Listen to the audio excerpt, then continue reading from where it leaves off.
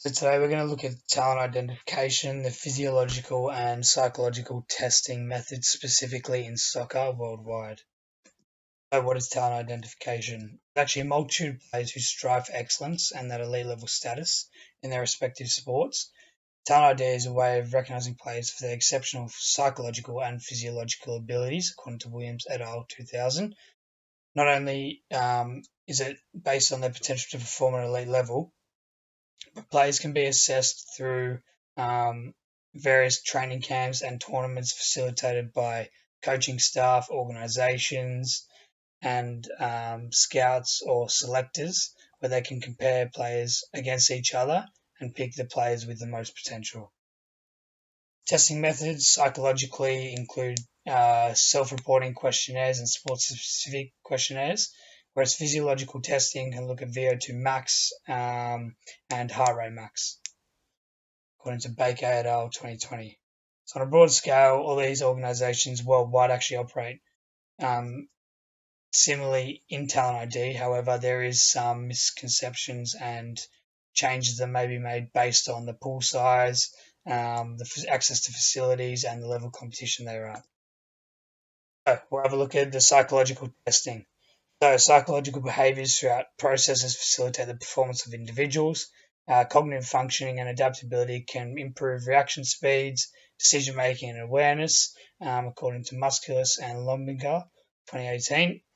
Although players are actually identified based on their talent, there's actually an influence of personality traits characterized by players. And again, according to Musculus and Lombinger, 2018, we have two. So we have a self-report questionnaire, which focuses specifically on the type of person they are, which is actually a study done by Kane, 1996, in championship clubs in England. And the second method is actually a sports-specific questionnaire. A study done by Gledhill et al. 2017 concluded that self-regulation, motivation, and resilience were pivotal in talent ID, where players who have control of these attributes were more successful in getting selected. Now we'll look at some comparative methods of psychological testing. So in Australia, psychological testing comes in various forms such as Delphi method, sports-specific questionnaires, and morning wellness surveys set up by the FFA, who run the whole football program in Australia, which is actually utilised by A-League clubs and academies to gain more depth knowledge of the way the players are feeling each day, according to Larkin and O'Connor, 2017.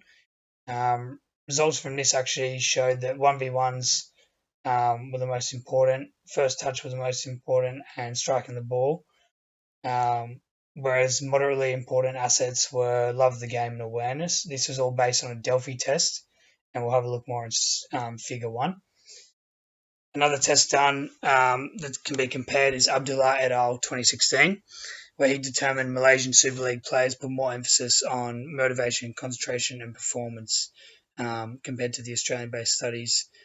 However, psychological testing was also characterised in the Australian study, and there was a bit of emphasis put on that, so it shows quite a good correlation between the two and the methods of testing. Also, Tolson et al. 2021 actually did a study from England players and also noted that positive attitude and confidence scores were quite high. Positive attitude was about a 3.5 out of 5, whereas competitiveness was also up there with 4.5 out of 5.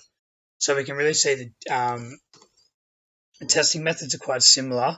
However, some of the scores vary just based on their access to their player pool size and the type of players that are born and bred in that certain country. So some figures of psychological testing. So we can see, as we already talked about, Figure 1 shows the Delphi results, and then we can look at the Figure 2 and the comparison and correlation in motivation and positive attitude between the two. So now we'll have a look at physiological testing. So talent ID and physiological testing specifically go hand in hand with the data. Quantitative results and stats from player performance facilitates the talent ID selection process, according to Dodd and Newens, 2018. The actual profile of the player is what the selectors care about. So the type of physiological testing is actually benchmark data, a range of skills testing, field and performance testing. It's important to know anthropometric testing as well. Physical testing are quite important as they need to gauge where the players are at physically. It sort of is in terms of stature, weight, height, etc. That way they can base the players off their maximal capabilities. Some comparative methods. So in soccer clubs, elite soccer clubs, Todd and Newens actually looked at in Australia, heart rate percent, total distance covered, intensity percent, and VO2 max of athletes. Um, there's actually a great importance. They discovered there's a great importance of amprometric testing in Australia, TARN ID, as it gives that baseline of the player's capabilities. For example, a player who is 180 centimeters tall compared to a player who is 106 centimeters tall will obviously have an advantage in their jump height as they are taller. Therefore, it's not quite equal if we measure from the same, if we measure without anthropometric testing.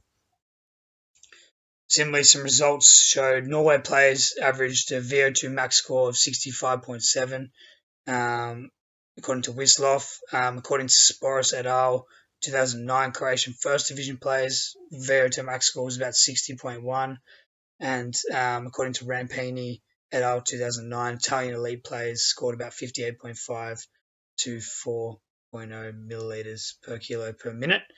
And this again shows correlation between scores and specifically against age gaps. So these ages were from about 20 to 28 years old, with the same kind of height, weight, and anthropometric testing.